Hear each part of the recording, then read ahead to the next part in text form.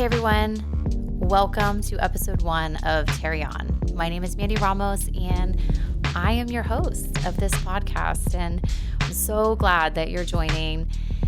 And even if it's, just my mom, you got to start somewhere. I'm really glad to be here, and for people who are close to me, and maybe people who aren't even that close to me, because apparently I do talk about the same things over and over again. According to my coworkers, I talk about my sodium intake a lot.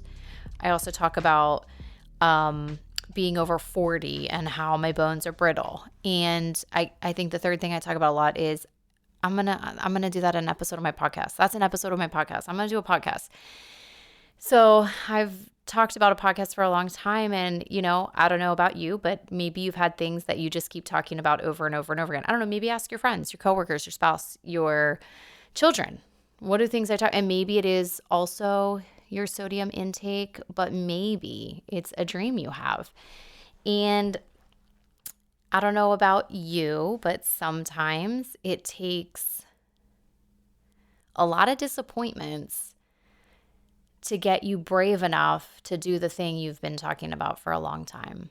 And so I want to share with you the name of the podcast, because Tarry On doesn't really make a lot of sense, but I'm sure you've heard the phrase carry on, right? So like carry on even when it's hard, like keep going. It's this idea of perseverance. Well, there's this Bible verse that a friend and I think I used to ask her, like, what is up with this Bible verse? I think that's how it started. Because as I was digging more and more into like the Old Testament, I stumbled upon, this verse in Habakkuk. And I'm going to talk about this a lot more as we go, because this verse means a lot to me for so many reasons.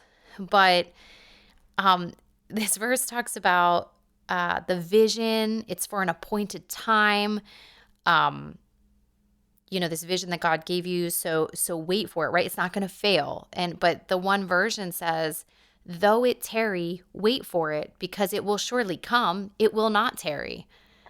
And I remember saying to my friend, like, wait, will it tarry or not tarry? And so anytime from that point on, and I didn't even know what tarry meant at the time, but it just became this inside joke of like, whenever I couldn't really figure something out, or if something was confusing, I would just say like, yo, will it tarry or not tarry? Or if something, in scripture didn't make sense. Well, a couple years ago, we moved into our new house, and this friend of mine who has really been on this journey with me, who has heard about this podcast idea for so long, and will be relieved to know that I don't have to just talk about it anymore as a dream, but I'm doing it. She got me a sign for my house, and it was a shout out to this verse with the word tarry in it. And I can't remember exactly what it says, because it's actually not in my house. I have it hanging in my office at work, so I can see it all the time. But it basically says, like, whether he tarries or not, he is still good. And he is God.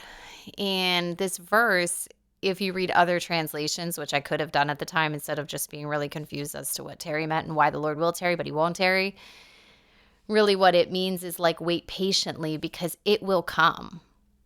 So while it is delaying, wait, because he is faithful. The vision will not fail. It will come to pass. And, obviously this is a specific, word for a prophet in the Old Testament, and whether we should apply it to our lives today or not is not this podcast. You will not get deep theological dives on here. But what you will get is scripture and Old Testament stories, New Testament stories. You'll get real life stories. I hope you find this very relatable. I have been an oversharer since, I guess we could ask my parents, probably day one. And when I moved to the Midwest like 10 years ago, I found my people, man. Like, they also overshared. I would find it really easy to just talk to people wherever I was, the grocery store, church, whatever. I made friends really fast, like faster than any other place I've been. And man, I loved it. I I loved it. And so I think sometimes oversharing is like a problem. Like, HIPAA laws exist for a reason. Like, I don't want to know about your medical rash that you have, maybe, but like, or maybe I do. Honestly, maybe maybe I do.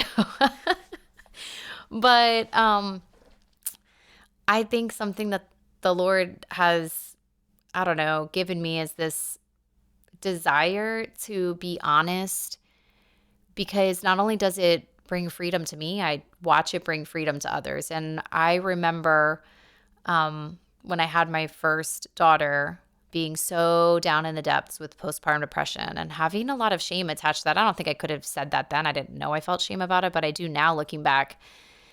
And I tried a couple times to like talk about it. And like I had the kind of postpartum depression that wasn't like on like sad. It was like I had a really hard time like liking my baby. And if my daughter's listening, I do not feel that way now. And it's not actually how I felt, but I had a really hard time like connecting.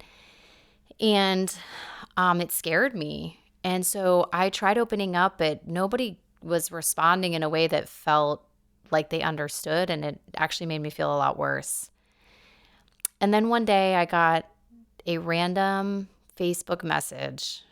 This was back in 2008 when Facebook was like a whole different world. But I got a Facebook message from a friend of a friend that I had met maybe a couple times. And she said, hey, you may be killing it as a mom and maybe you're like Superwoman, and I'm really happy for you if that's true. But just in case you're not, I just wanted to throw this out there. Like, I'm here and I'm willing to talk, and I had a really hard time at first. And I just wanted to put that out there for you. And I think back now, and she probably knew something was up, maybe because we had a mutual friend, but maybe not. I don't know why she sent that message. But I'm thinking about it now, and I haven't really thought about it like this before. But I think that was the moment where I was like, I want to be that kind of friend to every friend I have. Like, I want to make it okay for you to say that you're not okay. And then for us to figure out, like, let's journey through that. And I know that's like, I know that sounds like a lot of jargon maybe, but like really true. Like, I feel like when I think about what brings me so much fulfillment, it's like being able to unlock someone's honesty so that maybe they walk into freedom for like the very first time in their life. Because the thing about freedom is that once you get a taste of it, like, you want it for everyone else. You're like, wait, this is how people live who walk around free from postpartum depression. I remember going into Target and looking at everybody and kind of like hating them and being like, you slept last night? Go for you. And like not even being funny about it. Like I like was so mad that everybody in the world was sleeping, that everybody seemed to like their children. They had multiple children. I'm like, how did that even happen? Right? Because like, I don't even know how I'm going to handle one. And I just was in a really dark place. And then I got a taste of freedom, and I found healing in the postpartum journey, and it was multi-layered, and it consisted of a lot of things that I will definitely talk about another time. But the bottom line is, once I experienced it, I just wanted to give it away. I wanted to give back what I felt like was this gift I don't even know why I got from this friend. And so that's what this podcast is, right? It's this place where I'm committed to being honest and also being so committed to talking about the goodness and faithfulness of God in my life. Because I have story after story after story in the waiting, in the delay. He will tarry, but he will not tarry, right? I mean, most of us are living in a delay. Most of us are living in a detour. Most of us are living in a waiting for something. And I just think it's so important for us not to hold our breath in the waiting, because if we do, we will miss out on our life. And so I hope this is a place where we can wait well, where we can believe that though it tarry, it will not tarry. And we can, as the podcast says, tarry on in the middle of the delay, in the middle of the disappointment, that we can be people who know how to wait well and who know how to love well. And we can be people that experience freedom and understand that it's not just for us, but we want others to experience it too. And so let's be people that when we show up, it makes other people curious. It makes other people wonder, man, how are they tarrying on, right? How are they going through it the way they're going through it? Those are the stories and testimonies that are going to point people to the love of God. And at the end of the day, I mean, what else matters? Thank you, friends, for listening to this very clunky episode 1. In the spirit of oversharing and honesty, it took a lot of bravery to get here. And mostly this episode has to be dedicated to my husband, who forced me to come in here, set it all up for me, has everything taken care of so I could sit for however long this was.